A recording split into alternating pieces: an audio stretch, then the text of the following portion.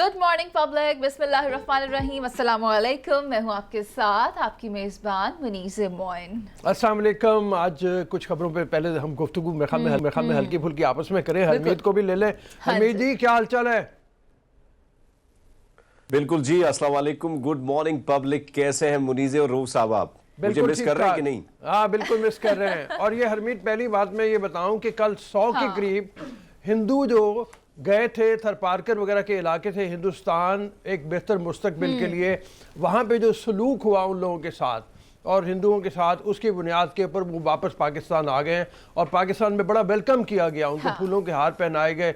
और मेरे ख्याल में हमें ये सबूत देना भी चाहिए कि हम एक अमन पसंद मुल्क हैं। हमारे लोग जो हैं वो मोहब्बत का प्रचारक हैं, वो मोहब्बत को फरोग देते हैं पाकिस्तानी। रूह साहब, ये जो मोदी सरकार है ना, इन्होंने पहले बड़े सुनहरे ख्वाब दिखाए उनको। बड़े सुनहरे ख्वाब दिखाए बेचारे यहाँ पे जो हिंदू रहते हैं मुख्तलिफ जो जिलों से गए थे। और आपको याद होगा कि 2015 में भी कुछ फैमिलियां गई थी, उसके बाद 11 हिंदुओं को कत्ल इसलिए किया गया था कि उन्होंने जब वहां पे गए बड़े सुनहरे ख्वाब उनको दिखाए गए कि भाई आपके लिए ये होगा वो होगा, लेकिन जब वहां पे गए तो बड़ा रवैया जो था वो बड़ा अफसोसनाक किस्म का था। और वहां पे जब उन्होंने ये चीजें देखी कि इससे तो बेहतर था हमारा पाकिस्तान, तो उन्होंने जब वापसी की ठानी मुनीज़े ना, तो क्या हुआ कि उनको बड़ी बेदर्दी से कत्ल इसलिए किया गया। सदाकत साहब भी मौजूद है हरमीत, इस मौजू पर दोबारा आएंगे, लेकिन बात यह है कि भारत का वो जो मकरूज चेहरा था अब बेनकाब हो चुका है। गुज़श्ता रोज हमने देखा कि वज़ीर आज़म पाकिस्तान इमरान खान ने ये खबर दी, ये कहा, ये अनाउंसमेंट की कि 50-50 करोड़ मेंबर पार्लियामेंट को दिए जाएंगे ताकि वो एहसास प्रोग्राम के तहत तरक्याती मंसूबों को जारी रखें। इसी पर बात करने के लिए सदाकत अब्बासी साहब ने हमें ज्वाइन किया इस्लामाबाद से। A very good morning to you sir. बहुत शुक्रिया जी, आपको भी सुबह खैर।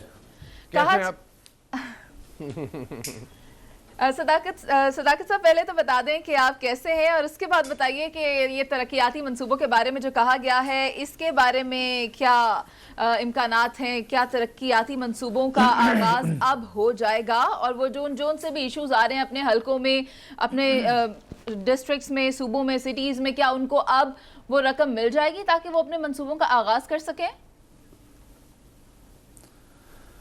जी बहुत शुक्रिया। चूँकि पाकिस्तान में इस वक्त ऑलमोस्ट तमाम सूबों में जो लोकल हुकूमतें हैं, जो बल्दियाती हुकूमतें, वो उनका वजूद नहीं है। लिहाजा छोटे इलाकों में, मोहल्लों में, गांव देहातों में जो उनके तरक्याती काम है वो ज़ाहिर है उनकी ज़रूरत होती है। और ऐसी बात नहीं है कि ये अब से हो रहा है, जब से हमारी हुकूमत आई है तो कम अज़ कम हर MNA को 15-15 करोड़ रुपया हर साल दिया जाता है, जिसमें वो अपने तरक्याती काम कराते हैं। इसके अलावा वहाँ पे लोकल गवर्नमेंट के भी फंड्स होते हैं, तहसीलों के भी फंड्स होते हैं, ज़िले के भी फंड्स होते हैं। वो सारे फंड्स आके तरक्याती कामों में इस्तेमाल होते हैं। और मैंने पहले 2 सालों में मेरा जो अपना हल्का था, जिसमें मरी, कोटली सतियाँ, काउटा, कलर सईदा है, इस एरिया में कम से कम यानी हमारा 1000 के करीब मंसूबा जो छोटा बड़ा हम लोगों ने अपने MNAs MPs ने इससे पहले हम वो तकरीबन मुकम्मल कर चुके हैं। तो ये बड़ी रकम मिल रही है, 15 करोड़ के बजाय 50 करोड़। तो हमें यकीन है कि अगले इंशाल्लाह 2 सालों में बिल्कुल जो 50 करोड़ का ऐलान हो चुका है, तो आपका चेहरा भी काफी खिला खिला नजर आ रहा है। मैं देख रहा हूँ 50 करोड़ का जैसे खान ने ऐलान किया है तो आप बड़े लग रहा है आपके चेहरे से। लेकिन ये बताइएगा कि खान साहब कभी इसको सियासी रिश्वत का नाम दिया करते थे कि MNA को पैसे फंड जो है नहीं देनी चाहिए और ये बल्दियाती नुमाइंदों का काम है, तो क्या इसको हम खान साहब का एक और यूटर्न समझे? नहीं, आपने अपनी बात का सवाल में ही जवाब दे दिया कि ये बल्दियाती इदारों का काम है। और मैंने भी शुरू में कहा कि ये बल्दियाती लोगों का काम है। ज़रूर है MNA MPA को लोग मुंतखब करते हैं, और आपको मेरे हल्के का पता है कि दूर दराज का इलाका है, लोगों को अरसा दराज से सड़कें नहीं हैं, उनके पास पीने का पानी नहीं है। तो अगर बल्दियाती निज़ाम होता तो शायद मेरा काम आसान होता। जब बल्दियाती निज़ाम नहीं है तो हम बल्दियाती निज़ाम के इंतज़ार में हम ये तो नहीं कर सकते कि कोरोना आ गया तो बल्दियात नहीं हो रहे, इसलिए लोगों को जो उनकी बुनियादी ज़रूरतें हैं वो पूरी ना करें। तो खुशी इस बात की है कि मैं अपने हल्के के लोगों के मसाइल पूरे कर सकूंगा। और उसका जवाब यह है कि ये यू टर्न नहीं है, ये बिल्कुल सीधा टारगेट की तरफ है कि अगर आपके बल्दियाती निज़ाम मौजूद नहीं है, हम आवाम के मुंतखब नुमाइंदे हैं, हम उन्हीं बल्दियाती लेवल के लोकल लोगों के ज़रिए ये तरक्याती काम कराते हैं। और ये रेस्ट अश्योर कि ये हमें पैसे नहीं मिलते, हमें मंसूबा जात मिलते हैं, हम उनको आइडेंटिफाई करते हैं, फिर जो हमारी डिस्ट्रिक्ट गवर्नमेंट्स हैं उनके मुख्तलिफ इदारे इसको एग्जीक्यूट करते हैं। तो ये पैसे हमें नहीं मिलते, हमें सिर्फ एक चांस मिलता है तरक्की करने का। अच्छा सदाकत, इसी के साथ ऐड कर लें ट्रांसपेरेंसी इंटरनेशनल की रिपोर्ट को भी जरा साथ में। एक तरफ तो पैसों की बात हो रही है 50-50 करोड़ की, और दूसरी तरफ ट्रांसपेरेंसी इंटरनेशनल ये कह रही है कि 4 दर्जे तनज़्ज़ुली के साथ पाकिस्तान नीचे चला गया है। जहां 88 पॉइंट्स मिलते हैं न्यूजीलैंड को और उसको कहा जाता है बेहतरीन मुल्क है, वहाँ पाकिस्तान को 31 पॉइंट्स मिलते हैं 100 में से, और कहा जाता है कि ये नीचे चला गया है। अफ़गानिस्तान जैसी इसकी सूरत हाल है, अफ्रीका के ममालिक जैसी इसकी सूरत हाल है, ईरान जैसी इसकी सूरत हाल है। इसके बारे में क्या कहिएगा? देखिए, ये इंडोर्स करता है हमारी पीटीआई की एग्जिस्टेंस को और इमरान खान की जद्दोजहद को कि पाकिस्तान में सबसे बड़ा मसला करप्शन है और पाकिस्तान दुनिया में एक अच्छे मुल्क की बजाय करप्ट मुल्क के तौर पे जाना जा रहा है। आपके सामने है कि 2 साल में 2.5 साल में और कुछ हुआ नहीं हुआ, हमने कब्जा ग्रुपों को, हमने बड़े करप्ट एलिमेंट्स को, उनको पूरी तरह उनका पीछा किया है और कोशिश की है कि हम इनको डरा के, इनको जेलों में डाल के, इनसे एहतसाब करके हम इस प्रोसेस को रोकें। बदकिस्मती से जितनी तेजी से हम काम कर रहे हैं इसको, उतना चूंकि 30-35 साल का ये करप्ट माफिया यहाँ पे छाया हुआ है, तो उसके नीचे तक उसकी जड़ें, तो इनको जितना ये इसको 30-40 साल पाला गया है, इंशाल्लाह 2.5-3 साल में ये खासी हद तक कमजोर हो चुका है। और ये जो आप बात कर रहे हैं ट्रांसपेरेंसी इंटरनेशनल की, इनका एक परसेप्शन इंडेक्स होता है। ये परसेप्शन आपको पता है तासुर को कहते हैं, अवामी तासुर शायद अभी तक नहीं है कि करप्शन खत्म हुई है, लेकिन अगर आप उसको फैक्ट्स की बात पे बुनियाद करें, रिकवरीज की बुनियाद पे बात करें, केसेस की बुनियाद पे बात करें, या ऊपर लेवल पे मिनिस्टेरियल लेवल पे करप्शन के स्कैम्स की बात करें, तो वो बहुत तेजी से और बहुत ज्यादा कम हुआ है। हमें यकीन है कि अगले साल की रिपोर्ट सदाकत साहब, यहाँ पर मैं ये कहना चाहूंगी या ऐड करना चाहूंगी कि ट्रांसपेरेंसी इंडेक्स 2020 में जब ये सर्वे किया गया तो सियासी करप्शन किस हद तक की गई, ये बात जो थी उसको सब्जेक्ट बनाया गया था, जिसमें अपने हक में अदालती फैसले, इंपोर्ट एक्सपोर्ट, लाइसेंस का इजरा, पब्लिक यूटिलिटी, सालाना टैक्स की अदायगी, सरकारी ठेके और दीगर मामलात ऐसे थे जो सामने आए कि ये वो पॉइंट्स हैं, ये वो जगह हैं जहां से ये करप्शन के मामलात सामने आए। तो ये बताइए कि इन चीज़ों को कब ठीक किया जाएगा, क्योंकि हुकूमत वक्त तो कहती है कि करप्शन कम हुई, रिकवरी हुई, लेकिन ये रिपोर्ट ये कहती है। देखिए, हमें रिपोर्ट्स को हम चैलेंज नहीं करते।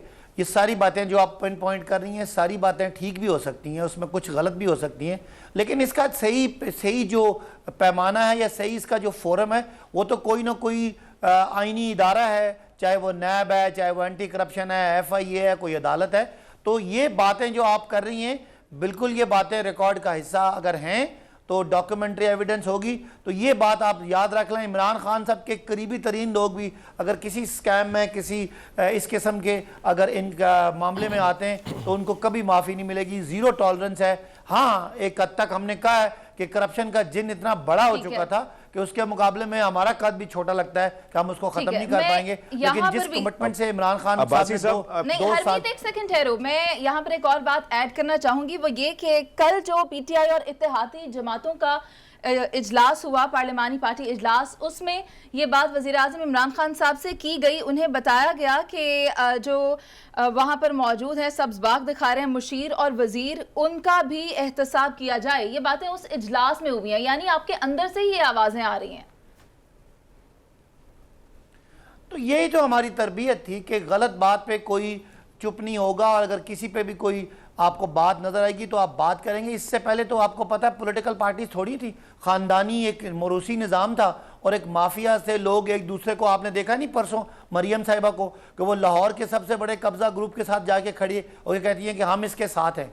तो ये तो था एक निज़ाम। आज अगर हमारा कोई MNA MPA किसी दूसरे मिनिस्टर की करप्शन की तरफ अगर कोई या उसको पिन पॉइंट करता है तो आपको, मीडिया को, आपको खुश होना चाहिए कि ऐसे लोग आ गए जो अपना एहतसाब करना खुद जानते हैं। हमारे दौर में हमारे वुज़रा जेलों में गए, हमारे दौर में वुज़रा से कलमदान वापस लिए गए, बड़े बड़े कीमती लोगों को अपनी क्या पार्टी से दूर किया गया। तो ये सारी बातें हैं जिसको हम दावा कर रहे हैं कि इंशाल्लाह पाकिस्तान से इस करप्शन के नासूर को मेरा सवाल जो है इसी तरक्याती फंड्स के हवाले से मैं पूछना चाहूंगा। जी जी हरमीत। अब्बासी साहब, इस तरक्याती फंड्स के हवाले से पूछना चाहूंगा कि पीएसडीपी जो है उसका हुजम बहुत कम हुआ है। खान साहब पहले ही कह चुके हैं कि तरक्याती कामों के लिए हमारे पास इतने फंड्स नहीं है। अब इस जो फंड्स मख्तस किए गए इसके लिए कहां से वसाइल आएंगे? और इसके साथ ऐड करना चाहूंगा कि क्या 50-50 करोड़ रुपए जो है वो सिर्फ हुकूमत के जो एमएनएज हैं, हुकूमती तहरीक इंसाफ के साथ जो रिलेटेड है, या नून लीग वालों को भी दिए जाएंगे, या अपोजिशन में जो लोग हैं उनको भी दिए जाएंगे? देखिए, एक तो होता है मेगा प्रोजेक्ट्स, वो जो पीएसडीपी का हिस्सा होते हैं। और आपने हरमीत ठीक कहा कि पहले पीएसडीपी हमने कम किया था। उसकी वजह ये थी कि पाकिस्तान में इतने खसारे थे और इतना यानी पाकिस्तान ने अभी जो हमारे दौर में कर्जा बढ़ा है 11,000, उसमें 6,000 अरब सिर्फ हमने 2 सालों में सिर्फ सूद अदा किया है जो हमारे पिछले कर्जों पे था। तो जाहिर है हमने ये जो आपका बजट का खसारा था इसको कम किया और अब हमारा प्राइमरी सरप्लस आ गया है, तो उसमें थोड़ी सी हमने कट लगाई थी खर्चों पे, और ताकि आमदनी और खर्चे बराबर हो जाएं। तो अब जो अब पीएसडीपी है उसमें ये रिफ्लेक्ट होगा। छोटे मंसूबे जो है ये एमएनएज एमपीज के दिए जाएंगे, और इसमें जहाँ कोई एमएनए है, एमपी है, वो अपना कर सकता है। बाकी जो मेगा प्रोजेक्ट्स है वो किसी एमएनए एमपीए के नहीं, यूनिवर्सिटीज़, कॉलेजेस, बड़ी सड़कें, मोटरवेज, पीने के पानी और हेल्थ कार्ड्स, और ये जो आपके बाकी एहसास के प्रोग्राम हैं, नौजवान प्रोग्राम है, ये किसी सियासी वाबस्तगी के बगैर नहीं दिया जाता। लेकिन जो एमएनएज एमपीएस की हद तक है वो जाहिर है जो ट्रेजरी बेंचेस के एमएनएज एमपीएस होते हैं उनके ज़रिए ही होता है, बिकॉज वो गवर्नमेंट की नुमाइंदगी करते हैं और वो गवर्नमेंट का हिस्सा होते हैं। और बाकी जो लोग होते हैं उनको जो मेगा प्रोजेक्ट्स हैं उनको उसमें हिस्सा दिया जाता है। फिर जो डेवलपमेंटल काम है जाहिर है वो अक्रॉस द बोर्ड होते हैं, और बहुत सारे ऐसे मंसूबे हैं जो जहां ऑपोजिशन जीती है वहां भी वो लगेंगे इंशाल्लाह। सदाकत इना में देखा जाए तो मतलब जब इस तरह के फंड्स आते हैं लोग कहना शुरू कर देते हैं जी ये सियासी रिश्वत है, ये अपने अरकान को अपने साथ मिलाए रखने की कोशिश है। अब जबकि सेनेट के इलेक्शन होने वाले हैं, एन उस मौके के ऊपर मतलब इतने इतने पैसे दे के, तो मतलब ये कोई ऐसा तासुर तो नहीं जा रहा होगा? नहीं, अच्छा, पहली तो बात है कि अभी कोई मनसूब नहीं फंड्स मिल रहे। दूसरी बात यह कि पिछले 2 सालों से हमें 15-15 करोड़ मिल रहे थे। और तीसरी बात यह कि अगले बजट के बाद होंगे। इस जो आपका सेनेट का इलेक्शन है इससे कोई ताल्लुक नहीं है। रिश्वत तब होती है जब किसी एक को दिया जाए और किसी एक को ना दिया जाए। अगर सबको, आपके एलाइज को, आपके एमएनएस को बगैर किसी कद काट के, बगैर किसी उनकी कंट्रीब्यूशन के अगर बराबर दिया जाए तो इसको आप सियासी रिश्वत तो नहीं कह सकते। मैंने बताया कि इसकी वजह यह है कि चूँकि लोकल गवर्नमेंट निज़ाम, ज़िले नाज़म, तहसील नाज़म, यूनियन कौंसिल नाज़म नहीं है, सिर्फ मुंतखब लोग सिर्फ एमएनएज एमपीएस हैं। तो एमएनएज एमपीएस के ज़रिए लोगों के काम कराना ये तो ऐन इबादत है, ऐन आपका जो आपका फ़र्ज़ है अवामी नुमाइंदा होने के हैसियत से वो है। तो इस पर तो मेरा नहीं ख्याल कि कोई तनकीद बनती है। हम ये कहें कि हाँ जी आपने 50 करोड़ क्यों दिया, अरब अरब दें, तो ये ज़्यादा अच्छी बात होगी ताकि लोगों तक इसकी तरक्याती असरात पहुँचें और लोगों को जो स्कूलों के, जो हॉस्पिटल के, छोटे BHUs के और आपके जो पानी के और रास्तों के जो मंसूबे हैं वो हाल हों, लोगों को बिजली मिले, गैस मिले। यही तो आपका हुकूमत का काम है और यही शायद कल लोग हमें इसीलिए वोट देते हैं कि हम उनको बुनियादी सहूलतें पहुँचाएंगे और रियासत का जो हिस्सा है उनकी तरफ पहुँचे। अच्छा, बड़ी मेहरबानी, थैंक यू वेरी मच सदाकत अब्बासी साहब किस तरह देखते हैं? अच्छा, हरमीत का एक सवाल है, जरा ये सवाल ले लेते हैं पहले। जी हरमीत। हाँ, मैं अब्बासी साहब से पूछना चाहूंगा कि इस वक्त कैसे देखते हैं पोजीशन को, पीडीएम की पोजीशन को? क्या कोई प्रेशर अब हुकूमत पे रहा है कि नहीं रहा है? क्योंकि इस वक्त मामलात कुछ दूसरे रुख इख्तियार कर रहे हैं पीडीएम का। देखिए हरमीत, आज आप लोगों जैसे एक वाइब्रेंट मीडिया की मौजूदगी में कोई किसी को ब्लैकमेल नहीं कर सकता। लोगों को पता है, आवाम को पता है कि जो APDA, जो PDM है, ये सिर्फ एक करप्शन बचाओ एक टोला है जिनके अपने केसेस हैं। और आप ट्रांसपेरेंसी की बात कर रहे हैं, सबको पता है कि इनके लीडर यहाँ से कईयों के भागे हुए हैं और कईयों के यहाँ छुप रहे हैं और उन पे केसेस हैं, दर्जनों केसेस हैं करप्शन के, और करप्शन भी हंड्रेड्स ऑफ बिलियंस की है।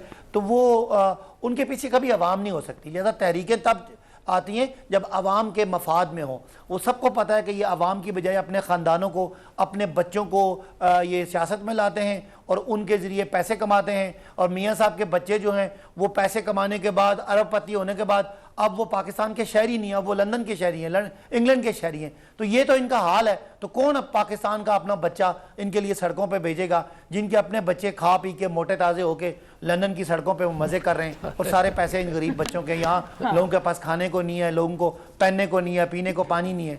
तो वो कोई भी मेरा ख्याल है आवाम ने उसको साथ नहीं दिया, लिहाजा ये जो लोग जा रहे हैं और ये खत्म हो रहे हैं और इनकी कश्ती डूब रही है। थैंक यू सर, बहुत मेहरबानी। इंशाअल्लाह ताला आपसे गाय मुलाकात हो, बात भी होती रहेगी। आपको बहुत शुक्रिया। अच्छा, मैं कल एक और टॉपिक के ऊपर भी साथ में बात करना चाह रहा हूँ। वैसे तो हम जाएंगे साहिवाल के हवाले से, देखेंगे प्राइम मिनिस्टर का आज दौरा है वहाँ पे, देखते हैं प्राइम मिनिस्टर वहाँ पे जाके किन मंसूबों का इफ्तिताह कर रहे हैं। आपको काउंटिंग पे बताऊंगी आज कौन कौन से मंसूबों का इफ्तिताह हो रहा है, क्योंकि जब मैं पढ़ रही थी वो बहुत ज्यादा थे। कहीं थोड़े से बता दूं? जल्दी से बता सकती हो तो फिर। इसमें ये है साहिवाल को मोटरवे से मिलाने का जो मंसूबा है, नेशनल हाईवे को हड़प्पा म्यूजियम से मिलाने के रास्ते पर अंडरपास है, और तौनसा बरास्ता कमालिया पीर महल रोड को 2 रोया किया जाना है। तरक्याती पैकेजेस का ऐलान होगा, कचरे को ठिकाना किस तरह लगाना है, और बहुत सारे मंसूबे हैं। बहुत सारे मंसूबे साथ। छोटी सी एक जरा बात कर ले, मेरे एक सुबह आज जो मेरा वाकया हुआ है, मैं चाहता हूँ उसके ऊपर जरा आप भी बताओ। मैं आ रहा था तो मैंने देखा कि एक गाड़ी मेरे करीब आके खड़ी हुई है, और उस गाड़ी में वो एक बड़ी महंगी लग्जरी गाड़ी थी और बड़ी गाड़ी थी। उसमें एक 10 साल का बच्चा कार चला रहा था। मुझे फौरन ख्याल आया मुल्तान वाले उस बच्चे का, जिसके बाप ने उसको पता नहीं क्यों 5 साल का बच्चा। इस ट्रेंड को हमें हर सूरत में रोकना चाहिए।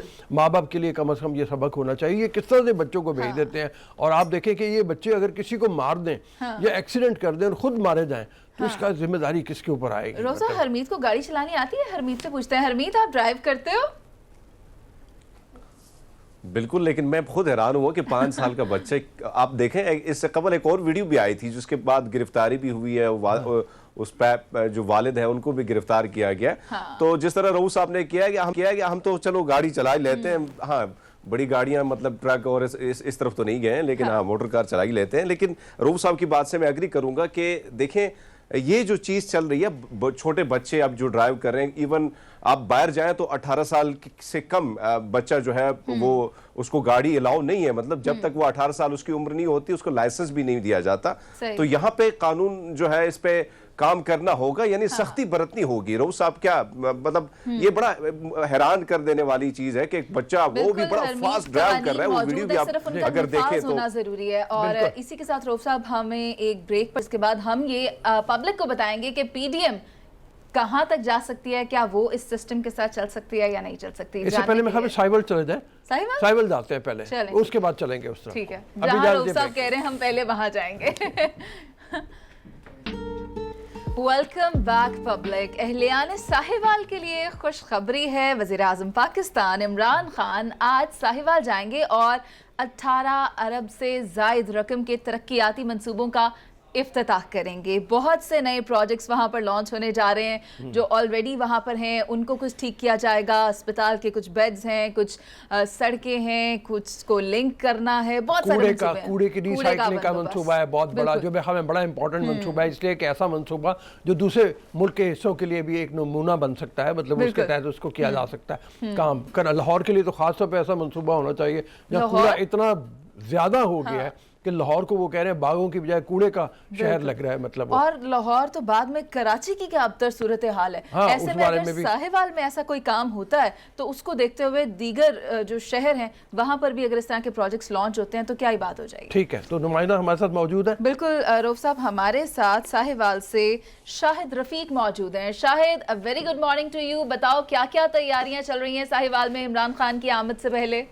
साहिवाल के इमरान खान साहब की आमद से पहले साहिवाल को मुकम्मल तौर पर साफ सुथरा कर दिया गया है, जो पहले कभी नहीं होता, क्योंकि पे दर पे वजीर आला पंजाब और गवर्नर के भी यहाँ पर दौरे होते रहे और आज खान साहब का ये पहला दौरा है और इसमें वो 18 अरब रुपए के जायद का पैकेज का ऐलान करेंगे, जो अपना यहाँ पर सबसे जो बेहतरीन मनसूबा है वो हार्ड रिसाइकल कूड़े को रिसाइकल करने के लिए। तो लाहौर के बाद यहाँ पर लग रहा है, आपको ये भी बताता चलूं कि ये जो यहाँ पर प्लांट लग रहा है ये पाकिस्तान का बना हुआ है, ये बाहर से प्लांट नहीं मंगवाया गया।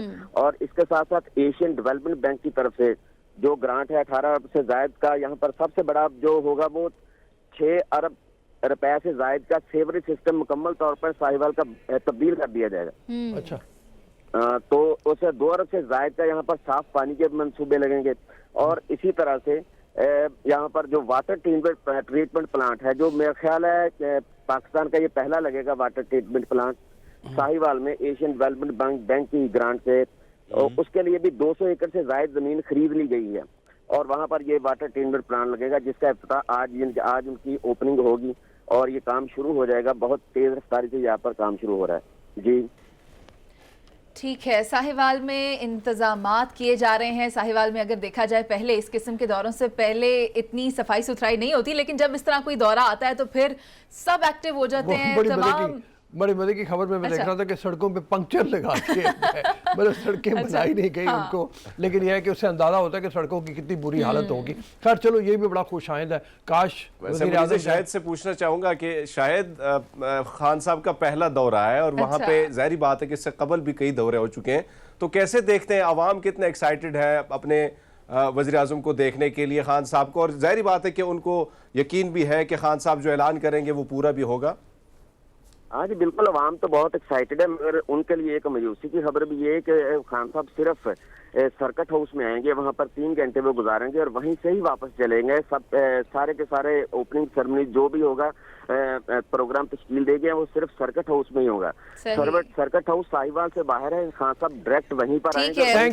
थैंक यू, बहुत बड़ी खुशाइन बात है। साहिवाल में मतलब हो रहा है, लेकिन हमारे साथ सीनियर जर्नलिस्ट, बहुत ही सीनियर तजियाकार, हमारे बड़े मोहतरम आरिफ निज़ामी साहब मौजूद हैं। उनकी तरफ चलेंगे, उनसे तजिया लेंगे पीडीएम की सियासत खासतौर पर हवाले से, क्या ये सियासत खत्म होने जा रही है। अस्सलाम वालेकुम आरिफ साहब। आरिफ साहब से अभी राब्ता किया जाएगा रऊफ साहब, लेकिन अगर देखें तो 31 जनवरी की डेडलाइन दी थी पीडीएम ने।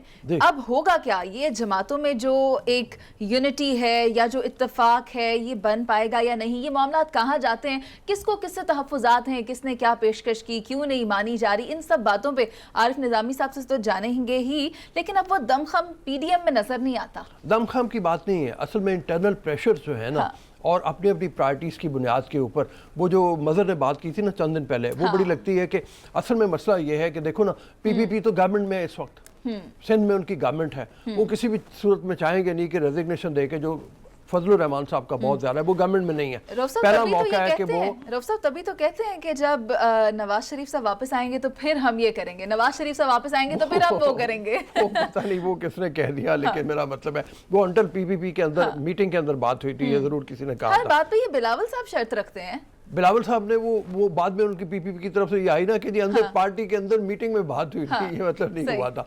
लेकिन हकीकत यही है कि जरदारी साहब की सियासत और बिलावल की सियासत जो है वो पीपीपी के लिए ऐसा महसूस होता है कि जैसे कुछ तहफ़्फ़ुज़ात लेने के लिए मतलब है। अच्छा। और वो नहीं चाहते किसी भी सूरत में जो पीपीपी की गवर्नमेंट है वो सिंध से उसको रुखसत किया जाए या वो रुखसत हो, वो वहाँ पे मौजूद भी रहना चाहते हैं।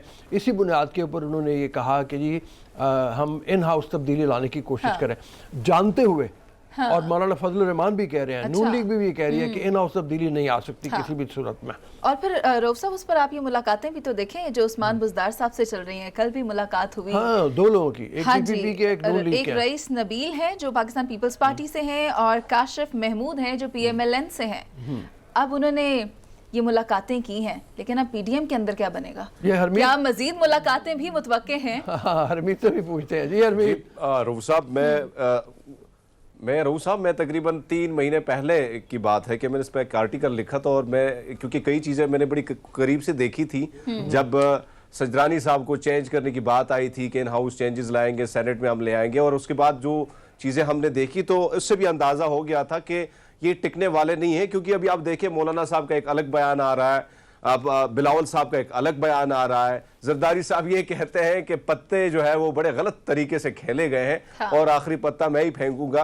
तो ये सारी चीजें जो है, बयानिए जो है वो बड़े मुख्तलिफ है, एक बयानिए पे कोई खड़ा नहीं है। और मौलाना साहब ये भी फरमा चुके हैं कि अगर मरियम और बिलावल ने फैसले करने हैं तो फिर मैं सरबराही छोड़ देता हूँ। उनकी यानी पीछे नमाज पढ़ने को तैयार नहीं है। निज़ामी साहब हमारे साथ मौजूद है। अस्सलाम वालेकुम निज़ामी साहब। जी वालेकुम सलाम जी। सर कैसे हैं? ये जरा पीडीएम की सियासत के हवाले से हमें थोड़ा सा गाइड कीजिएगा, ये किस रुख पे जा रही है? क्या इंतशार का शिकार हो गई है? पीपीपी की जो डिमांड्स है उसके तहत अगर माना जाए तो फिर तो यूँ महसूस होता है कि कुछ भी हासिल नहीं होगा। जी हाँ, एक लिहाज से ये कह सकते हैं कि कुछ नहीं हासिल हुआ, लेकिन अगर अभी जो उनका इजलास हो रहा है उसके अंदर ये कोई इस मामले में भी फैसला कर लेते हैं तो हिकमत अली इनकी फिर चल पड़ेगी, ऐसी कोई प्रॉब्लम तो नहीं है। लेकिन हुकूमत को खुद ज़रा मोहतात रहना चाहिए कि बिल्कुल ही अगर अपोजिशन को दीवार से लगा देंगे तो कुछ तो करेंगे वो। सही। और अगर पीपल्स पार्टी जो है वो कर सकती है कन्विंस अपने बाकी जो साथी हैं जमाते हैं कि हम नंबर्स इकट्ठे कर सकते हैं, तो फिर मामला मुख्तलिफ होगा। अच्छा, आरिफ निज़ामी साहब यहाँ इस बात पर भी रोशनी डाल दें कि फॉरवर्ड ब्लॉक बनने जा रहा है, ऑपोजिशन मजीद कमजोर हो रही है, क्या ऐसा ही है? कहाँ पे फॉरवर्ड ब्लॉक कहाँ पे बन रहा है? ये जो खुफिया तौर पर मुलाकातें हो रही हैं पाकिस्तान पीपल्स पार्टी से, PMLN से, उस्मान बुज़दार के साथ मीटिंग्स हो रही हैं, लगता है अब अंदर ही अंदर कोई फॉरवर्ड ब्लॉक बनने जा रहा है और ऑपोजिशन पहले से ज्यादा कमजोर हो जाएगी। जी यकीनन अगर ऐसा होगा तो होगा, लेकिन इस वक्त तो पोजीशन बड़ी फ्लूइड है कि खुद PTI के लोग जो हैं डिसकंटेंट लोग वो ऐलान है, बगावत तो नहीं कहूँगा लेकिन बड़े अपने पार्टी के पॉलिसियों के बारे में तहफ़्फ़ुज़ात का इज़हार कर रहे हैं। और एक तरफ अगर नो कॉन्फिडेंस की बात चल रही है तो फॉरवर्ड ब्लॉक की भी ऐसे ही हो रहा है। तो अभी तक कोई किसी किस्म का कोई लगता नहीं कि कोई इन्होंने कोई। आरिफ निज़ामी साहब, अगर हम देखें 2019 में मौलाना साहब ने कश्मीर हाईवे पे धरना दिया जो अब श्रीनगर हाईवे बन गया है, तो उस धरने से फायदा नून लीग को हुआ। अब जो PDM का मामला आ चुका है तो इससे ज्यादा फायदा पीपल्स पार्टी उठा चुकी है। तो क्या आप समझते हैं कि मौलाना को क्या मिला? इस वक्त मौलाना कहां खड़े हैं? ये कहना तो सरदस्त मुश्किल है क्या मिला, लेकिन बहरहाल मौलाना एक सेंट्रल लीडरशिप उन्होंने अस्यूम की है। वो एक ऐसे अलायंस के सरबराह है जिसके पीछे सारी अपोजिशन है। तो ये तो ना कहेंगे कुछ नहीं मिला उनको, एक लीडरी तो मिल गई, उनका जिसका जो है वो पूरा हो गया होगा कि पिछली दफ़ा वो नाकाम रहे थे सब पार्टी को एक प्लेटफॉर्म पर लाने की, लेकिन इस दफ़ा मौलाना ने PDM के प्लेटफॉर्म के नीचे सबको इकट्ठा कर लिया। मौलाना, आपके ख्याल में अभी जिस यानी एजेंडे पे शुरू हुए थे, जहाँ से उन्होंने आगाज़ किया था और बड़े वो तमतराक के साथ ये दारे थे कि हम चंद दिनों में हुकूमत को बिल्कुल नीचा दिखा देंगे, क्या अब भी वहीं पे खड़े हैं या उसमें बुनियादी तौर पे जो पिछले दिनों पीपल्स पार्टी का स्टांस रहा है उसकी वजह से अब तब्दीली आ गई है और मौलाना क्या मजबूर हुए उस स्टांस को तब्दील करने के लिए? जी हाँ, ये तो देखे ना, ये ब्लफ होता है सियासत के अंदर अपने साथियों का मोराल बंद करने के लिए। फॉर एग्ज़ाम्पल उन्होंने ये कहा कि बस ये दिसंबर का महीना आखिरी महीना है, फिर जनवरी का महीने के बारे में कहा, अब फरवरी आने वाला है। तो वो ज़ाहिर है कि अगर अहदाफ ऐसे हों, ये तो किसी को भी रियलिस्टिकली उम्मीद नहीं थी कि इस तरह हुकूमत जो है वो खुद हाफिज करके चले जाएगी अगर मौलाना 4 जलसे या जलसियाँ कर लेंगे तो वो ये तो किसी हद तक मोराल को बरकरार रखने के लिए। लेकिन एक चीज़ तो है ना कि रैलीज तो की है उन्होंने और वो इतनी नाकाम नहीं जितना कि हुकूमत की तर्जमानों की तरफ से तासर दिया था कि उनमें बंदा ही कोई नहीं था, लाहौर वाला भी फ्लॉप था और वगैरह वगैरह वगैरह। तो इसी तरह इलेक्शन कमीशन के सामने हुआ, इसमें तो चंद 100 लोग थे या 1000 लोग थे। तो ये अपोजिशन को अंडरमाइन नहीं करना चाहिए हुकूमत को, सीरियसली कोई मुज़ाकरात की तरफ जाना चाहिए, लेकिन अभी मामला लफ्ज़ी गोराबारी से आगे नहीं है। सही, आप कह रहे हैं कि मुज़ाकरात की तरफ जाना चाहिए। निज़ामी साहब, पाकिस्तान पीपल्स पार्टी जो है पाकिस्तान पीपल्स पार्टी अब इंडोर तब्दीली की बात कर रही है, आईनी ऑप्शन इस्तेमाल करने की बात कर रही है, अदम एतमाद की बात कर रही है। तो क्या आप समझते हैं कि पाकिस्तान पीपल्स पार्टी के पास इतनी नंबर गेम है कि वो जो बयानिया लेके आई है, नवाज शरीफ के मुखालिफ एक बयानिया लेकर आई है जिससे मौलाना साहब और मरियम जो है वो इख्तिलाफ भी करते हैं, तो क्या उसमें पाकिस्तान पीपल्स पार्टी कामयाब हो जाएगी? हाँ देखिए, यहाँ कभी ऐसा हुआ तो नहीं है, लेकिन इस दफा इनकी जो मेजॉरिटी है वो बड़ी थिन है हुक्मरान जमात की, कोalition की। लेकिन असल मसला ये नहीं है, असला मसला ये है कि ऐसी तब्दीलियाँ उसी वक्त आती हैं जबकि मुख्तलिफ हल्के जो है पीछे से उनकी तरफ से कोई इनकरेजमेंट या इशारा हो, तो वो तो नज़र नहीं आ रहा। मसलन ये है कि चौधरी बरदरान अक्सी शिकायत का इजहार करते रहे, फिर हाल ही में उन्होंने बुज़दार के साहब के ख़िलाफ़ काफ़ी चौधरी परवेज़ राय ने बातें की। उन्होंने कहा कि मैंने इतना ख़राब दौर नहीं देखा कभी, और वो कुछ PTI के लोगों को भी दिलासा देने की कोशिश कर रहे थे। लेकिन जब तक उनको कोई इशारा नहीं मिलता वो इसी तनख्वाह पर काम करते रहेंगे। अगर जरदारी साहब को की कोई अंडरस्टैंडिंग है जिसका हमें इल्म नहीं है, तो ये मामला कोई इतनी आसानी से होने वाला नहीं है। अच्छा आरिफ निज़ामी साहब, आप क्या समझते हैं, क्या पाकिस्तान पीपल्स पार्टी और पाकिस्तान मुस्लिम लीग नून एक पेज पर स्टैंड नहीं करती? अगर इंडिविजुअली भी देखा जाए तो इनके अपने अरकान जो हैं वो एक पेज पर स्टैंड नहीं कर रहे। ये जो मुलाकातें हो रही हैं अपनी ही पार्टीज पर एक तरह से अदम एतमाद का ही इजहार है। जी हाँ, देखें, एक पेज पे होना तो गैर फितरी सी बात है ना। पीपल्स पार्टी और PMLN एक दूसरे की ज़िद रहे हैं, बल्कि ज़िद हैं। PMLN की पॉलिटिक्स ही पीपल्स पार्टी की ज़िद है, इसीलिए इसको इस्टेब्लिशमेंट वजूद में लाई थी उस वक्त। अब हालात बदल गए हैं और उनका मेन जो दुश्मन है वो इमरान खान है, उसको फारिग करना है। और लेकिन ये कहीं नहीं लिखा हुआ कि ये इलेक्शन अलायंस है जो PDM जो है। पीपल्स पार्टी के अपनी कॉन्स्टिट्यूंसीज हैं, अपने नज़रियात हैं, PMLN के अपने मामलात हैं। तो ये कोई मर्ज तो नहीं हुआ ना। अगरचे इस किस्म के प्रपोजल्स हैं कि PDM जो है इकट्ठे मिल के तो सेनेट के इलेक्शन लड़ाइए, लेकिन अब ये देखना बाकी है कि किस किस्म की हम आगे होती है आगे। ये ट्रांसपेरेंसी इंटरनेशनल की रिपोर्ट भी ज़रा कुछ फरमा दीजिए कि ट्रांसपेरेंसी इंटरनेशनल की रिपोर्ट में 4 दर्जे कम पाकिस्तान को रखा गया है। इसके कोई असरात पड़ेंगे हमारी पॉलिटिक्स के ऊपर, या ये भी बस हवा में उड़ जाएगी ऐसी जैसे पहली रिपोर्ट उड़ा करती हैं? रोसब, मैं समझा नहीं आपका सवाल, ज़रा थोड़ा सा। मैंने कहा ये ट्रांसपेरेंसी इंटरनेशनल की जो रिपोर्ट आई है कि पाकिस्तान को करप्शन में 4 दर्जे। किसकी रिपोर्ट आई है? ट्रांसपेरेंसी इंटरनेशनल की। ट्रांसपेरेंसी, ठीक है जी जी। अच्छा बताइए, ट्रांसपेरेंसी की रिपोर्ट आई है। अब आप देखें कि ये हुकूमत को अपना वतीरा बदलना पड़ेगा जी। अब वो कहते हैं कि जी ये एक तर्जमान जो रखे हैं इन्होंने, वो बाज़ औक़ात लगता है कि बिल्कुल ही नाबल्द हैं और ऐसी फ़िक्रबाजी कर जाते हैं जिसका हकीकत से कोई तल्लुक़ नहीं होता। अब शहबाज गिल साहब फरमाते हैं कि जी ये तो उर्दू के अंदर जब तर्जमा होगा तो उनको पता लगेगा ये तो 2018-12 के। और ये यही लाइन जो है शिबली फराइज ने भी ली है, 2-4 और लोग भी यही लाइन ले रहे हैं कि जो सीनियर एलिमेंट है पार्टी के अंदर उनको मालूम है कि ये जो फैक्ट्स एंड फिगर्स हैं ये उन्हीं के दौर के हैं और इनको इस पर गौर करना चाहिए कि क्या वजह है कि एमनेस्टी इंटरनेशनल की ट्रांसपेरेंसी इंटरनेशनल की जो रिपोर्ट है ये परसेप्शंस के बारे में होती है। जी जी। लोगों की परसेप्शन का है और ये हकीकत से भी ज़्यादा परसेप्शन हकीकत बन जाती है। और ये बहुत बड़ी नाकामी है इमरान खान साहब की कि वो तो करप्शन दूर करना तो गुजा, वो परसेप्शन भी नहीं बदल सकते। तो इस सूरत हाल में उनका जो सबसे बड़ा मेन प्लान तो यही था कि जी हम करप्शन का ख़ात्मा कर रहे हैं, लेकिन यहाँ तो जूं दुआ की मर्ज़ बढ़ता ही है।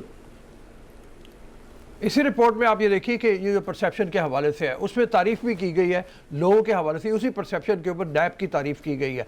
तो मतलब उससे नैब को हौसला मिलेगा कोई आपके ख्याल में? देखिए जी, नैब के बारे में कहा गया कि इसके बावजूद कि नैब ने इतने पैसे रिकवर किए उनके मुताबिक जी करप्शन काम नहीं हुई। अब ये कोई लेफ्ट हैंडेड सा कॉम्प्लीमेंट है अगर आप इसको उस तरह ने। जी उन्होंने पब्लिक अकाउंट्स कमेटी का भी कहा। तो नैब तो एक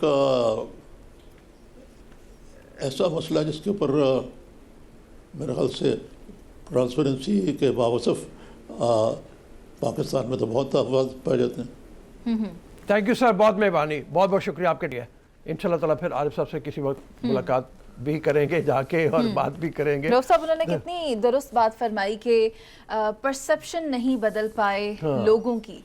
करप्शन तो दूर की बात है, तो बिल्कुल सही है। मतलब ये है कि परसेप्शन के ऊपर ये बेस करती है और परसेप्शन ये है लोगों की कि जी करप्शन बढ़ी है। और परसेप्शन में जैसे तुमने पहले भी बताया था कि उस परसेप्शन में कई चीज़ें हैं। हाँ जी। जैसे अपने हक में अदालती फैसले करवाए जाना, इसके अलावा इंपोर्ट और एक्सपोर्ट की बात इसमें की गई, लाइसेंस का इजरा, पब्लिक यूटिलिटी स्टोर्स पर क्या मामलात हैं, सालाना टैक्स की अदायगी में क्या चल रहा है, या फिर जो सरकारी ठेके दिए जाते हैं इनमें किस तरह कितने पैसे बनाए जाते हैं, इन सब चीज़ों को इसमें कंसिडर किया गया। और एक बुनियादी सब्जेक्ट जिस पर ये ट्रांसपेरेंसी इंटरनेशनल स्टैंड करी थी वो ये था कि सियासी करप्शन किस हद तक पाई जाती है 2020 में। हाँ बिल्कुल, इसके ऊपर खास तौर पे लोगों ने जो राय दी है वो यही दी है कि इसमें करप्शन बढ़ी है। मैं ब्रेक की तरफ चलते हैं, देखते और ब्रेक के बाद देखेंगे कि खेल के मैदान में परफॉर्मेंस कहां तक पहुंची है। Public don't go anywhere, stay with us.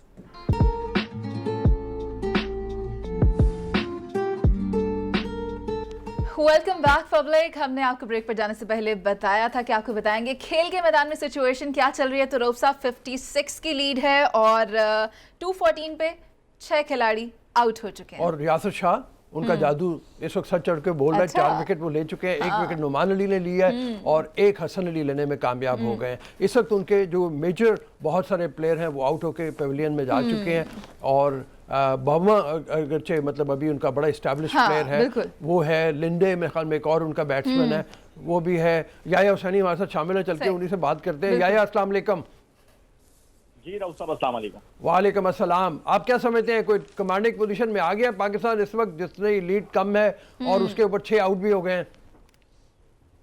बिल्कुल, इस वक्त तो रऊफ साहब पाकिस्तान टीम वो कहते हैं ना कि ड्राइविंग सीट पर दिखाई दे रहा है। और आते ही आपने जिस तरह कल नाइट वॉचमैन जो आए थे महाराज, उनकी विकेट हासिल की हसन अली ने, और उसके बाद क्वांटन डिकॉक आउट हुए यासिर शाह की गेंद पर, और बिल्कुल भी कलर में नजर नहीं आ रहे थे क्वांटन डिकॉक का। उनसे बड़ी उम्मीदें थी, बहुत ज्यादा ऑफ कलर थे, शेल में खेल रहे थे।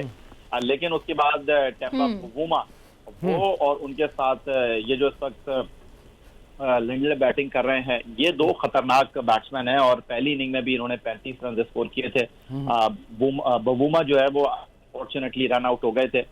लेकिन यहाँ पर अगर मैं ये कहूँ कि बाबर आजम की कप्तानी का सही मानों में इम्तिहान है तो शायद ये कहना गलत नहीं होगा। अच्छा, तो ये बताइए यासिर शाह की गेंदें तो बहुत घूम रही हैं इस वक्त और पिच भी उसको बहुत हेल्प कर रही है, तो उसके बावजूद आप समझते हैं, और नुमान भी बड़ी अच्छी गेंदें कर रहा है, मतलब उससे अच्छी गेंदें की हैं, कल भी पिछली इनिंग में भी उससे अच्छी गेंदें की थी, कल भी उसकी गेंद काफी घूम रही थी, यहाँ पे भी उससे होते हुए उम्मीद है कि जल्दी आउट कर लेंगे? उम्मीद पर तो रऊफ साहब दुनिया कायम है, लेकिन अभी तक तो नुमान को हमने गेंद करते हुए देखा नहीं है। आज मैच के चौथे दिन लेकिन यहाँ पर जनूबी अफ्रीका की टीम जो है वो 215 तक आ चुकी है, 6 खिलाड़ी उसके आउट हैं। ओवरऑल अगर देखा जाए तो यासिर शाह की गेंदें आप जिस तरह कह रहे हैं घूम रही हैं, घूमने से काम नहीं चलेगा, विकेट चाहिए आपको, क्योंकि अगर विकेट नहीं मिली और स्कोर बोर्ड पर इसी तरह हिस्से तब्दील होते रहे तो यासिर शाह की गेंदें तो बाद में घूमेंगी, फिर अब भी घूम जाएंगे। याहिया क्या कहेंगे, आज पिच कैसा परफॉर्म कर रही है? अब पिच तो देखें, आते ही हमने 2 विकेटें जरूर हासिल कर ली, लेकिन इस टेस्ट मैच के 3 दिन का खेल इस पिच के ऊपर हो चुका है। और अब करो या मरो वाली सिचुएशन जनूबी अफ्रीका के पास है और उनके पास पीछे मुड़कर देखने का तो कोई मौका है नहीं। उनके बैट्समैन जितने रन स्कोर करेंगे इस पिच के ऊपर पाकिस्तान के लिए वो मुश्किल खड़ी कर सकते हैं। 150 अगर इस पिच के ऊपर जनूबी अफ्रीका ने चौथी इनिंग में स्कोर कर दिया तो पाकिस्तान टीम के लिए मुश्किलात हो सकती हैं, क्योंकि इस पिच के ऊपर जो है रफ बहुत ज्यादा नजर आ रहा है, मट्टी उड़ती हुई दिखाई दे रही है, क्रैक्स हमें वाज़ेह तौर पर दिखाई दे रहे हैं। तो इस पिच के ऊपर जनूबी अफ्रीका के पास चौथी इनिंग में महाराज जैसा बॉलर है, उनके फास्ट बॉलर बहुत अच्छे हैं। पाकिस्तान की बैटिंग अनप्रेडिक्टेबल बैटिंग है, कुछ इतनी अच्छा लीक में नहीं है पाकिस्तान की बैटिंग। ठीक है, हमने 378 रन पहली इनिंग में किए हैं, बट ये आपको याद रखना चाहिए कि फवाद आलम और हमारे टेल एंडर्स ने इन रन के अंदर अपना कॉन्ट्रीब्यूशन दिया। जी हरमीत, यहिया मुझे ये बताइएगा कि कल हमने देखा कि काफ़ी प्रेशर था बाबर आजम पे, क्योंकि कैप्टन पे होता भी प्रेशर है, जाहिर बात उनका पहला टेस्ट मैच था। क्या अब कल कैचेस के मामले में भी वो बड़े नाकाम नजर आए, बैटिंग भी उनकी बड़ी परफॉर्मेंस ना होने के बराबर थी, तो अब आप उसको कैसे देखते हैं कि आगे क़यादत उनकी कुछ मेच्योरिटी आएगी चीज़ों के हवाले से या इसी तरह मामलात होंगे? हरमीत, सवाल आपका बड़ा अच्छा है, लेकिन मेरा ख्याल है थोड़ा जल्दी आप सवाल कर गए, क्योंकि उसकी बुनियादी वजह यह है कि वो कहते हैं ना, दुल्हन वही अच्छी होती है जो कि पिया मन भाए। तो इस वक्त हर चीज जो है ना वो बाबर आजम के लिए बहुत अच्छी जा रही है। लाडले हैं पाकिस्तान क्रिकेट बोर्ड के, पाकिस्तान क्रिकेट के सुपरस्टार हैं, और पाकिस्तान क्रिकेट बोर्ड जो है वो उनको बिल्कुल अपने सीने से लगा के रखा हुआ है। ठीक है, बिल्कुल हरमीत ने दुरुस्त कहा कि बाबर आजम इस टेस्ट मैच में पहली इनिंग में कुछ अच्छा कर नहीं पाए थे, लेकिन अगर बैट्समैन की हैसियत से वो डिलीवर नहीं करेंगे तो ये चीज उनकी कप्तानी पर इफेक्ट होगी। सिर्फ 2 फर्स्ट क्लास मैचों का उनके पास कप्तानी का तजुर्बा है और वाज़ेह तौर पर दिखाई दिया है कि वो कप्तानी में कुछ इतना अच्छा दिख नहीं रहे। अच्छा याहिया, आपने ये तो बता दिया कि 150 रन की लीड जो है वो अगर उन्होंने कर ली तो काफ़ी पाकिस्तान के लिए मुश्किल पेश आएगी। इसमें ओपनर हमारे ख़ास तौर पे अगर देखा जाए तो दोनों परफॉर्म अच्छा नहीं कर पाए पहली इनिंग में भी, और आबिद अली तो काफ़ी दिनों से बहुत अच्छा परफॉर्म नहीं कर पाए। तो इनके हवाले से मुस्तकबिल में आपको क्या नज़र आता है? अगर सेकेंड इनिंग में भी आबिद अली परफॉर्म नहीं करते, इमरान बट भी अच्छा परफॉर्म नहीं करते, तो क्या पाकिस्तान क्रिकेट बोर्ड फिर कोई नए तजर्बे से गुजरेगा या इनको इन्हीं के साथ स्टिक करना चाहिए? रऊफ साहब, अक्लमंदी तो यही होती है कि आप किसी को अगर सेट करना चाहते हैं तो उसको मौका दें। इमरान बट के बारे में तो शायद मैं नहीं कह सकता क्योंकि उनका ये पहला टेस्ट मैच है, उनको थोड़ा सा आपको स्पेस देना चाहिए। बट आबिद अली बहुत ज्यादा एक्सपोज हुए हैं और उनका करियर को जितना लंबा है नहीं। उन्होंने पाकिस्तान की विकेटों पर रन किए, लेकिन यहाँ पर वो बहुत ज्यादा दबाव में नजर आ रहे हैं। होप के उन्होंने जिस तरह फील्डिंग की है, कुछ अच्छे कैचेस लिए हैं, ये जो कॉन्फिडेंस है वो सेकंड इनिंग में बैटिंग करने के लिए लेकर जाएंगे। लेकिन कराची की विकेट, चौथी इनिंग, और अगर 150 प्लस का स्कोर होगा जिसको आप चेस करने जा रहे हैं तो ये बहुत ज्यादा दबाव का सबब होगा और बहुत इंपॉर्टेंट टेस्ट मैच होगा आबिद अली के लिए भी। लेकिन आपने बिल्कुल दुरुस्त कहा कि अब आपके पास बाहर बैठे कौन है, वही घूम करके भतीजे इमामुल हक बैठे हुए हैं, वही शान मसूद बैठे हुए हैं। फिर आप क्या उनकी तरफ देखेंगे, क्या आप नए लोगों की तरफ जाएंगे? ये इंपॉर्टेंट सवाल है। अच्छा। लेकिन पाकिस्तान क्रिकेट तो इसी तरह चल रही है रऊफ साहब। अच्छा, यही ताज़ा तरीन तो ये है कि 60 रन्स की लीड है और 218 पर 6 आउट हैं। पाकिस्तान कमांडिंग पोजीशन में है, लेकिन क्या ये कहा जा सकता है कि जीत भी पाएगा? ये तो उन्होंने बता दिया वैसे याहिया ने कि 150 रन से कम पे अगर हो तो ज़्यादा चांसेस बन जाते हैं, लेकिन हम उम्मीद तो कम से कम अगर रऊफ साहब, हरमीत भी यहाँ पर मौजूद हैं, आपका भी बड़ा एक्सपीरियंस है, आपके साथ भी आपने बड़े शोज किए हैं, लेकिन अगर मैं मुनज़्ज़र से पूछूं कि आपको क्या लगता है ये टेस्ट मैच कहाँ जा रहा है तो आप क्या कहेंगे? मुझे लगता है कि खुश हो जाना बुरा नहीं होगा, क्योंकि अभी जो पोजीशन इस वक्त है, हमारे खिलाड़ियों ने पहले जो मैचेस रहे 3 जिनका हमने पिछली दफा भी जिक्र किया कि उनमें हम टेस्ट मैच में कुछ कर नहीं पाए, लेकिन अब की बार अगर देखा जाए तो साउथ अफ्रीका को अच्छा मैच पेश किया है और कमांडिंग पोजीशन में है। अगर मैं खुश हो जाऊं कि हाँ शायद हम जीत ही जाएं तो ये कोई गलत बात तो नहीं होगी। ये जो आपने बात की है ना, ये जो बात की है ना, एतमाद के साथ इन्होंने बात नहीं की है, इन्होंने लफ्जों का सहारा लिया है, लेकिन टूटे फूटे अंदाज में इन्होंने बात की है। इनके अंदर एक खौफ नजर आ रहा है कि ऐसा ना हो जाए, वैसा ना हो जाए। यही चीज हमें अपनी टीम में भी दिखाई दे रही है। थैंक यू, बहुत शुक्रिया याहिया, हम कम से कम एक उम्मीद के साथ खत्म करते हैं। बिल्कुल रऊफ साहब, इस उम्मीद के साथ इजाजत तो नहीं, इस उम्मीद के साथ ब्रेक की इजाजत लेंगे कि उम्मीद है कि पाकिस्तान अच्छा खेल रहा है और इस बार फतह हमारा मुकद्दर होगी। ब्रेक के बाद रऊफ साहब बहुत सारे मौजूआत हैं हमारे पास, एक कश्मीर बीच की बात करेंगे, लेकिन एक ब्रेक के बाद। So don't go anywhere public, stay with us. Welcome back public. इस वक्त मैं मुखातिब हूँ उन तमाम ख़वातीन से जो घर में बैठकर टीवी सीरियल्स देखती हैं, मूवीज़ देखती हैं, ड्रामास देखती हैं और उनके पसंदीदा अदाकार भी हैं, अदाकाराएँ भी हैं, लेकिन अब की बार ये एक्टर्स और एक्ट्रेसेस जो हैं वो ड्रामास नहीं कर रहे हैं। एक मुनफरिद रोल में उनको लेकर आया है Kashmir beats. Kashmir cooking oil has now set a trend, जिनमें ये अदाकार और अदाकाराएँ जो हैं अब गाना गाएंगे और किस तरह से उन्होंने अपने देखने वालों को, अपने चाहने वालों को महसूस किया है वो तो हम सब ने देख लिया है। रामानी की परफॉर्मेंस बहुत अच्छी रही रऊफ साहब, मिलियंस में उसके व्यूज गए और जो बाकी भी 4 मिलियन से ज्यादा हो चुके हैं। बिल्कुल, हेरामानी से ज्यादा हो चुके हैं, जो बहुत बड़ा इनिशिएटिव है। मेरे ख्याल में एक तो सबसे बड़ा देखा जाए ना तो इस वक्त जो एक डिप्रेशन की फजा है, उस डिप्रेशन की फजा में कश्मीर का ये इनिशिएटिव, इसको हर लिहाज से अप्रिशिएट किया जाना चाहिए। बिल्कुल, कि मेरे ख्याल में ज्यादा हम टाइम बर्बाद नहीं करते। और ब्रांड मैनेजर कश्मीर बीट्स के हमारे साथ मौजूद हैं, आपको खुशामदीद कहेंगे Umar Ahmad. Very good morning to you. Shani Haider भी हमारे साथ मौजूद होंगे, म्यूजिक डायरेक्टर हैं इसके, वो भी कराची से हमें ज्वाइन कर रहे होंगे। आप ही से मतलब शुरू कर देते हैं, आखिर ये मतलब कश्मीर तो तेल बनाते बनाते तो मतलब ये आइडिया कैसे आ गया अचानक से कि मतलब ये किया जाए, और ये खास तौर पे था कि ये नौजवानों को एक अच्छा म्यूजिक दिया जाए, उनको महसूस किया जाए, उनको खुश रहने का एक मौका फराहम किया जाए। अच्छा, मैं आइडिया से शुरू करूँगा जी। बेसिकली जैमिंग सेशंस वगैरह शानी वगैरह कर रहे थे। अच्छा। तो उसके बाद डिफरेंट एक्टर्स के साथ लोग जरा से स्केप्टिकल भी होते हैं कि जी हमने गाना गाते हुए स्क्रीन पे आएंगे, ये होते हैं वो होते हैं, बट जैमिंग सेशन में कुछ मजे की चीज़ें वगैरह रिकॉर्ड हुई, तो उसके बाद वो आए डिस्कशन करने के लिए, हमारे डायरेक्टर मार्केटिंग होते हैं मियाँ शहजाद खालिद। अच्छा। तो उन्होंने यही सोचा कि बिकॉज हमारे एज अ ब्रांड कुछ मसल्स ऑफ द ब्रांड है जिसमें फूड है, म्यूजिक है, सो ऑन सो फोर्थ। अच्छा। सो फूड पे तो हम लोग अपनी कश्मीर खाने के ऊपर बहुत सारे कर रहे होते हैं, वर्किंग कर रहे होते हैं, बहुत सारे खाने के इनिशिएटिव्स, बाद मजे के गाने। जी एग्जैक्टली, बहुत सारे इनिशिएटिव्स ले रहे होते हैं। हमारी खाना कहानी के नाम से हम लोग इनिशिएटिव लिया हुआ है, उसमें डिफरेंट रेसिपीज वगैरह होती हैं। सो म्यूजिक के ऊपर हम लोग we were trying to work out what can be done. So we did not want to be stereotype brand कि जी सिंपल गाने की कर दी, वीडियोस कर दी, ये कर दी। We wanted to do it with a different angle. So जब ये चीज आई तो फिर then we talked about it and फिर the idea stemmed from that कि जी कश्मीर बीट्स करें, because singer singing is that happens. Well, multiple platforms are doing it. They're doing it wonderfully well. I won't say that, but there has to be something unique if Kashmir is going to do anything. So, लेकिन देखिए अगर तो जो role ये लोग play करते हैं acting और ड्रामा, उसके बाद इस तरह उन्हें म्यूजिक में लेकर आना एक बहुत बड़ा चेंज ओवर है। और इसी पर प्रोमो भी तैयार हुआ है, आपका पहले वो प्रोमो देखते हैं और एपिसोड 4 है कश्मीर बीट्स का। क्या शानदार प्रोमो था। और 16 सुपरस्टार्स हैं, 16 सुपरस्टार्स हैं, 13 सॉन्ग्स हैं और शानी भी हमारे साथ मौजूद है। शानी हैदर को अब शामिल गुफ्तगू करते हैं। शानी बताएं, गाने तो बहुत ही शानदार गाए गए जिनमें सवारी भी है, टप्पा भी है, ये वो है जो बहुत ज्यादा देखे गए, पसंद किए गए हैं, क्या कहेंगे? सबको सलाम। सबसे पहले वालेकुम अस्सलाम।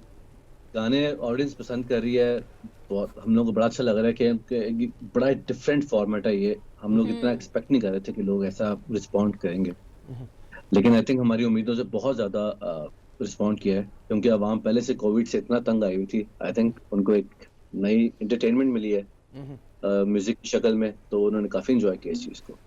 आप ये बताइए कि जो आप बीट सारी मतलब सिलेक्ट कर रहे हैं, जिस तरह से बना रहे हैं, इनकी धुनें बना रहे हैं, तो इसमें ये ज़हन में था कि हमारे पास पहले वेलो मौजूद है, कोक मौजूद है, इसमें हमने मुनफरद करना है कुछ, तो वो मुनफरद क्या चीज़ लेके आए हैं आप? बिल्कुल, ऑब्वियसली हमारे पास पहले बहुत सारे प्लेटफॉर्म मौजूद थे और वो बड़ा अच्छा चीज़ें कर रहे हैं, और हम लोग कुछ डिफरेंट करना चाह रहे थे, क्योंकि हमारे आपस में यार दोस्तों के सर्कल में काफ़ी आर्टिस्ट है जो गाते हैं जिनका लोगों को पता नहीं है। तो हमारे दिमाग में आइडिया है कि यार इन लोगों को लेके इन लोगों से उस लेवल के गाने गवाएं कि जो कि बिल्कुल एक इंटरनेशनल स्टैंडर्ड के हो।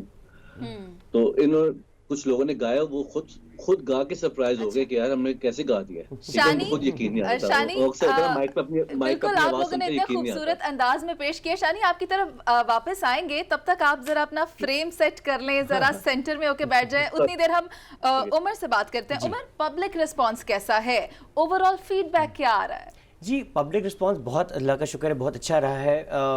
बिकॉज अब बहुत एक जो डिजिटल मीडिया है, सोशल मीडिया ना, वो तो 1 मिनट के अंदर अंदर जो है ना आपको बता देता है कि आप मेक और ब्रेक हो जाती है। टीवी पे आता था, ये होता है, बट जो सोशल मीडिया है ना वो आपको देर एंड देन बता देता है हाउ बिग और बैड यू आर।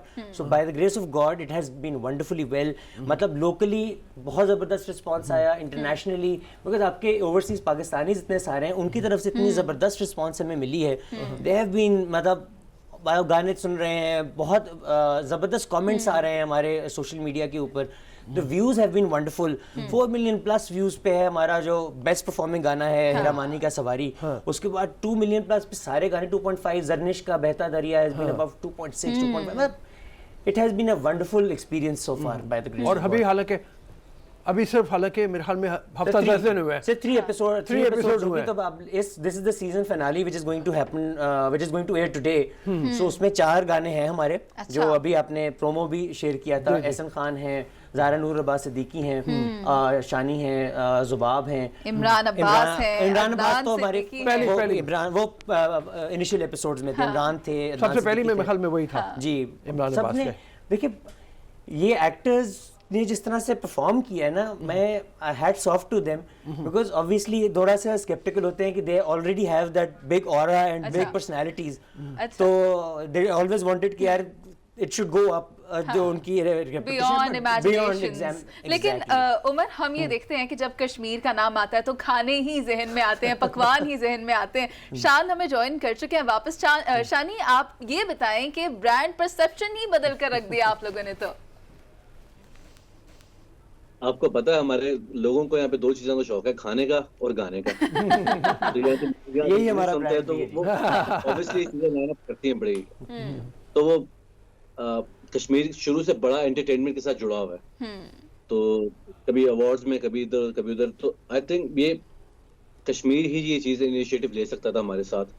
तो हमने इन्हीं को अप्रोच किया कि भाई ये चीज अच्छा शानी, ये बताइएगा कि जब आप लोग इतने बड़े अदाकारों के पास गए, जाहिर बात है बहुत बड़े बड़े नाम है इस बीट में, तो जब आप उनके पास गए और आपने बोला कि भैया आप लोगों ने भी गाना है, तो उनका रिएक्शन क्या था? जी उमर, ये बताइएगा। जी, उनका रिएक्शन कुछ जरा स्केप्टिकल थे, कुछ जरा ज्यादा इंटरेस्टेड भी थे, बिकॉज बहुत मिक्स है। क्यों शानी? बहुत मिक्स्ड किस्म का रिएक्शन आया था। कुछ जरा डर भी रहे थे। फैसल ने रिकॉर्ड भी कराया था। जब ये इनसे बात हुई तो उन्होंने कहा मैं नहीं करता। उन्होंने कहा यार ट्राई तो करो। जब रिकॉर्ड करा के उन्होंने, और जितनी अच्छी आवाजें हैं लोगों की, मतलब अदनान भाई ने जब वो वहां पे परफॉर्म कर रहे थे, इट वाज अमेजिंग।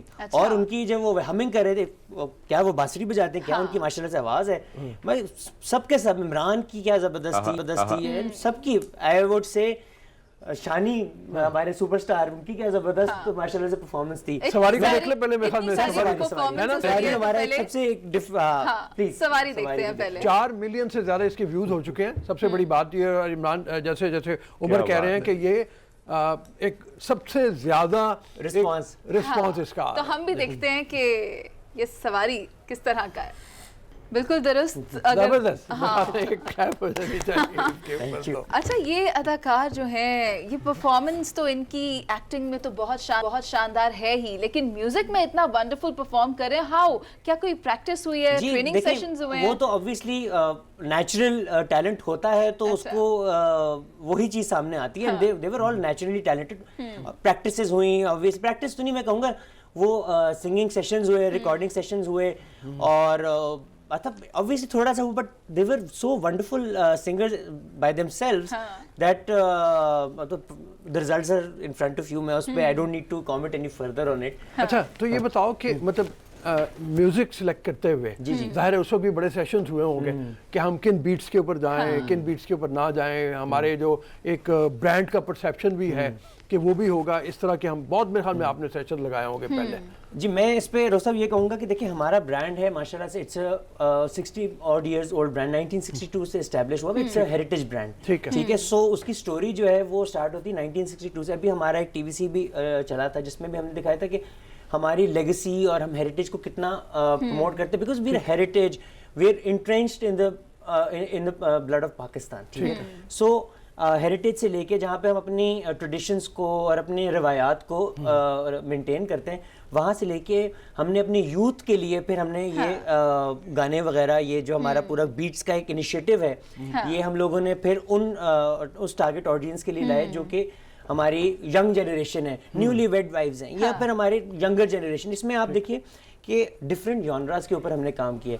इसमें सवारी एक नॉटी सॉन्ग में कहूँ, फिर with exactly with romantic numbers, फिर ये जो एक शानी और आसमा आपा के साथ था टप्पा था, वो आप सुनेंगे, वो एक डिफरेंट जॉनरा का song. And but all the songs have a different league all together. फिर गजल है अदनान भाई की। सो हमने we have not limited ourselves to a particular audience या ए पर्टिकुलर जॉनरा।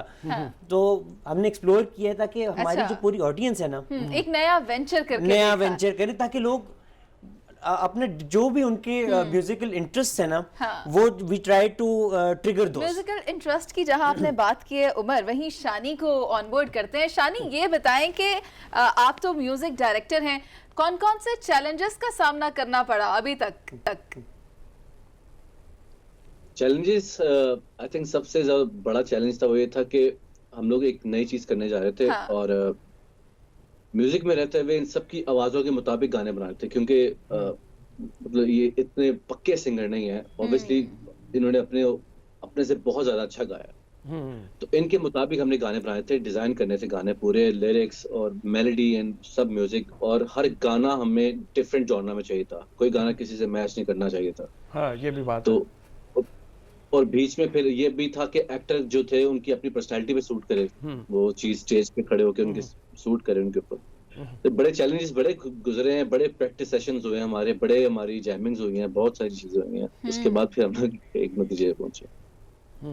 बड़ी इफेक्टिव कैंपेन है, बड़ी जी, मतलब मैं इसमें इसमें ऐड आपको जितना भी करूंगा, आप देखिए फैसल भाई ने एक तरह से गाना गाया, एक रोमांटिक सा नंबर था, फिर इमरान का था, और जरनेश, फिर they performed amazingly well, all of these singers. I might have been skipping a few names, but everybody was, Zara Noor Abbas, Asad Siddiqui, उन सब ने ना, एहसन खान, अभी तो वो सिर्फ उसको वो जरा टीजर रहने देते हैं ना शानी, आज शाम में आना है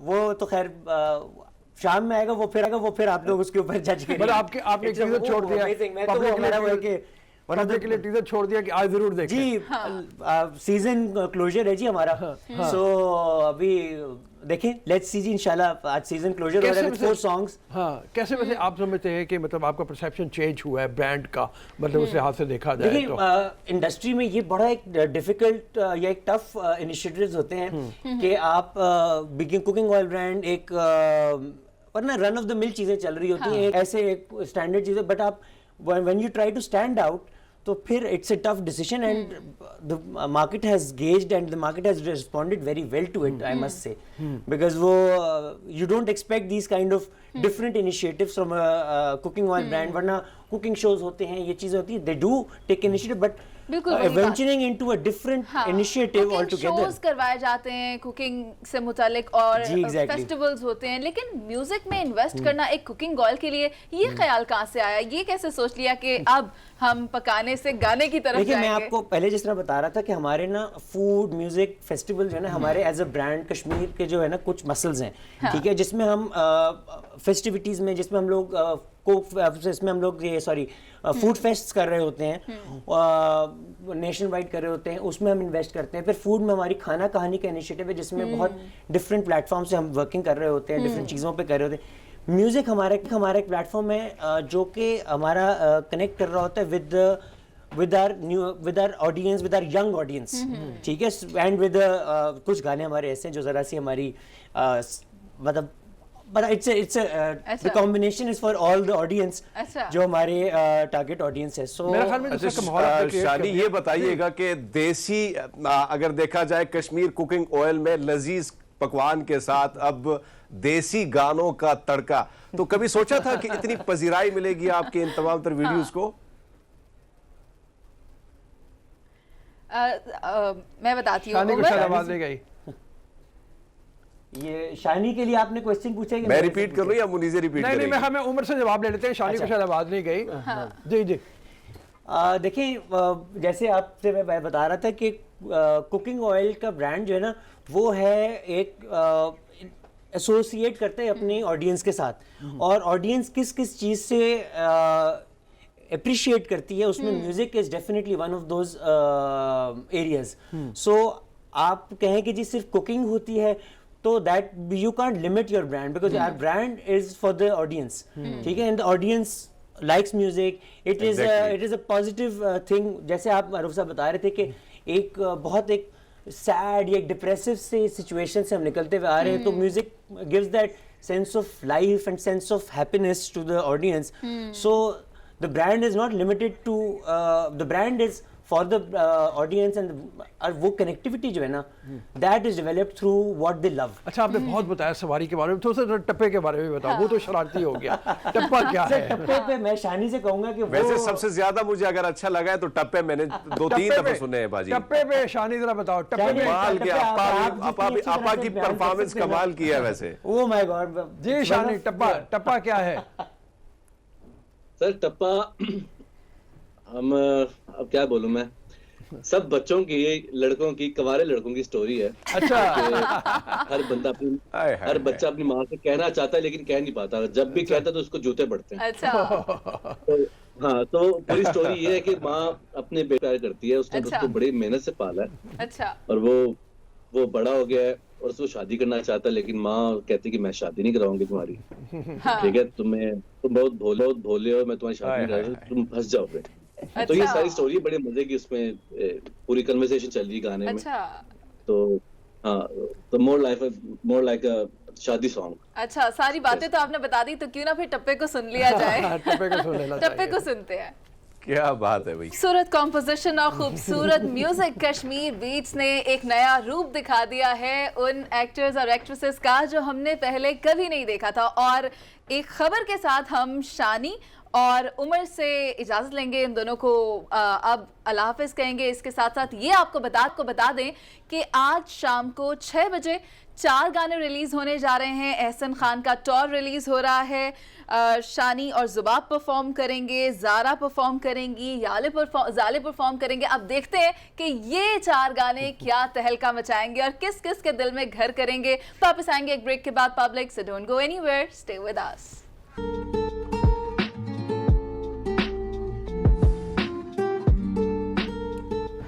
वेलकम बैक पब्लिक, हम वापस आ चुके हैं। अदाकार किस तरह से म्यूजिक इंडस्ट्री में परफॉर्म कर रहे हैं ये तो हमने देख लिया कि कश्मीर बीट्स जो अब एक ट्रेंड सेट कर चुका है, लेकिन A+ पर एक नया ड्रामा आने वाला है जो एक बेटी की कहानी है। लेकिन उस बारे तो जानेंगे, बताएंगे। हमारे साथ अनमोल मौजूद होंगे, लेकिन पहले अनमोल के बारे में बात कर लेते हैं। रऊफ साहब, अनमोल ने अपना करियर स्टार्ट किया था 2018 में और मॉडलिंग से स्टार्ट किया था, जिसके बाद मॉडलिंग में अपनी स्किल्स दिखाने के बाद वो एक्टिंग की तरफ आ गई है, लोगों के दिलों में घर कर लिया है। इस कैरेक्टर को बहुत ज़्यादा पसंद किया जा रहा है, अनमोल की एक्टिंग को बहुत ज़्यादा सराहा जा रहा है। ना सिर्फ ये, बल्कि उनका एक ड्रामा आया था एक लड़की आम सी, वो ड्रामे के बाद अनमोल को बहुत ज़्यादा लोगों ने पसंद किया और अब वो A+ के ड्रामा में एक्ट करने जा रही है। अनमोल हमारे साथ मौजूद है, अनमोल को बिला ताखीर ऑनबोर्ड करते हैं। A very good morning to you Anmol, कैसी हैं आप? हाय, गुड मॉर्निंग, मैं बिल्कुल ठीक हूँ। अनमोल, आपको कैसा लग रहा है? हमने आपको आपके सेट से पकड़ लिया है और अपने प्रोग्राम में शामिल कर लिया है। आप शूटिंग कर रही थी और अब आप हमारे साथ मौजूद हैं। हम आपसे जानेंगे कि आपका ड्रामा कैसा है, क्या स्टोरी है, क्या कंटेंट है, जरा शेयर कीजिए। First of all I am very excited to be on your show because shoot करते हैं, सारा दिन सेट पे होते हैं, तो समटाइम अगर ऐसा कुछ हो जाए तो इट्स समथिंग लाइक डिफरेंट, आपके लिए चेंज हो जाता है। ड्रामे के बारे में बात करते हैं, नूर के बारे में बात करते हैं। सो नूर बेसिकली एक लड़की की स्टोरी है, एक जर्नी है उसकी, जिसमें वो अपने रियल पेरेंट्स जो उसके अपने असली माँ बाप होते हैं उनसे बिछड़ जाती है, कुछ ऐसी स्टोरी है। फिर उसके साथ लाइफ में बहुत सारी चीज़ें होती हैं। लड़की बहुत स्ट्रॉन्ग है, यू नो, अपनी फैमिली का बहुत ख्याल रखती है, इनोसेंट है और बहुत सारी चीज़ें होती हैं, लेकिन वो उनसे लड़ती है, उन चीज़ों से निकलती है और कैसे अपने रियल पेरेंट्स से मिलती है या ये नहीं मिलती है, ये अब मैं बता नहीं सकती क्योंकि ये रिवील नहीं कर सकते। उसके लिए आपको ड्रामा देखना पड़ेगा। अच्छा, ये बताइए कि ये ज़ाहिर है A+ का ड्रामा है। A+ एक प्रीमियम चैनल है, बहुत अच्छे ड्रामे लाता रहता है। अभी भी आपके साथ एक अच्छे ड्रामे की कोशिश है जारी, मतलब वो इंशाल्लाह ताला हम देखेंगे जल्दी स्क्रीन पे। कैसा काम लग रहा है A+ की टीम के साथ काम करते हुए आपको?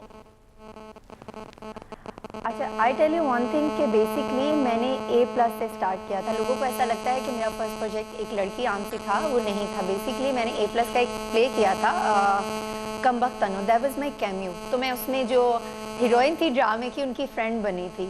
तो A+ के साथ तो एक्सपीरियंस मेरा हमेशा ही अमेजिंग रहा है। ठीक है अनमोल, आपके सेल फोन करीब होने की वजह से बहुत ज़्यादा डिस्टर्ब, अगर आप अपने सेल फोन को थोड़ा दूर कर लेंगे तो फिर हम आपसे दोबारा गुफ्तगू का आगाज़ करते हैं। रऊफ साहब, अनमोल ने तो कह दिया अगर ड्रामे की स्टोरी जाननी है तो पहले ड्रामा देखना पड़ेगा, मैं कुछ नहीं बताने वाली। हाँ, तो हमें भी नहीं बताना चाहिए। हाँ। ये तो मुझे भी मालूम है कि मुझे भी मालूम है ऐसी कहानी है जिसमें बहुत मोड़ हैं। हाँ। मैं इतना कह देता हूँ, बहुत सस्पेंस है। हाँ। बहुत पेचीदगियां हैं, रिश्तों की पेचीदगियां हैं।